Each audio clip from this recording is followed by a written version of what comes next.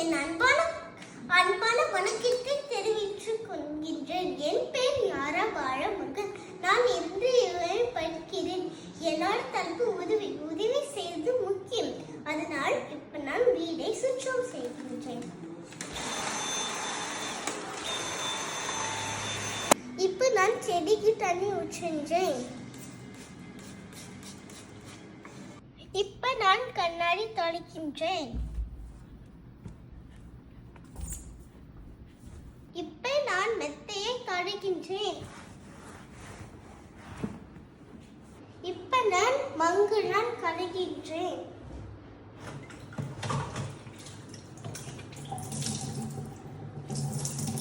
இப்ப நான் துணியை சுத்தம் செய்து வாஷிங் மிஷின் உள்ள போடுகிறேன்.